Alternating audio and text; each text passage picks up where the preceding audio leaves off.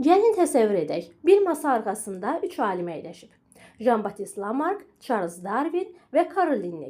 Biz onlara bir sual ünvanlayırıq. Sizcə, nəyə görə zürafənin boynu bu qədər uzundur? Bu alimlərin hər biri bizə nə cavab verərdi? Gəlin biz bu alimlərin dili ilə bu suallara cavab verək. Metafizikçi alim olan Carl Linné'nin cavabı yəqin ki belə olardı. Zürafənin boynu ona görə uzundur ki, o Tanrı tərəfindən belə yaradılıb. Bu xüsusiyyət onun növünü digər heyvanlardan ayırır və bu sabit bir əlamətdir.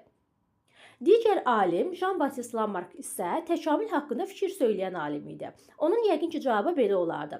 Zürafələr ağacların hündür budaqlarındakı dadlı yarpaqlara çatmaq üçün daxili meyl və orqanlarını məşq etdiriblər. Nəticədə onların boyunları uzanıb və bu xüsusiyyət nəsildən nəslə irsən ötürülmüşdür. Charles Darwinə gəldikdə isə o metafizikçi deyildi. O belə düşünürdü. Əvvəlcə zürafələr arasında boyun uzunluğuna görə fərqlər yaranmışdı.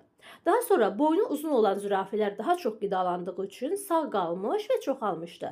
Beləliklə təbii seçmə nəticəsində nəsildən nəslə keçdikcə onlar üstünlük qazanmağa başlamışdılar.